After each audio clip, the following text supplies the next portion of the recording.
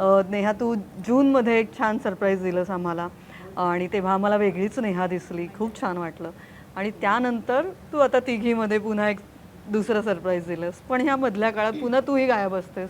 मग काय आता तू निर्माती झालीस तर पूर्ण आता सगळं फिल्म मेकिंग आणि असं छान चित्रपट आला की मगच असं तो पत्ता काढायचा असं काही ठरवलंयस का? नाही, कॉन्शियस डिसिजन मेकिंग नक्कीच आहे. कारण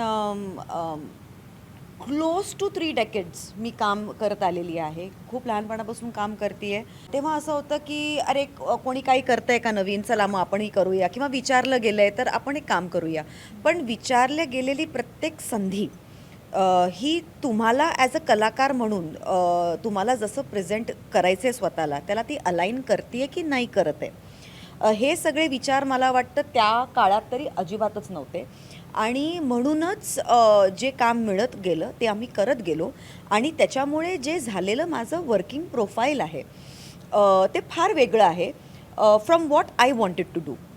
ह्याचं मला गेल्या काही वर्षांपासून खूप खंत होतं की मला का नाही तिघीसारख्या चित्रपटामध्ये कास्ट केलं जातं, किंवा मला का नाही जून सारख्या चित्रपटामध्ये माझा विचार केला जातो, किंवा जे सेन्सिबल स्टोरी मेकिंग किंवा स्टोरी टेलर्स जे आहेत त्यांच्या कास्टिंग लिस्टमध्ये मी का नाही आहे.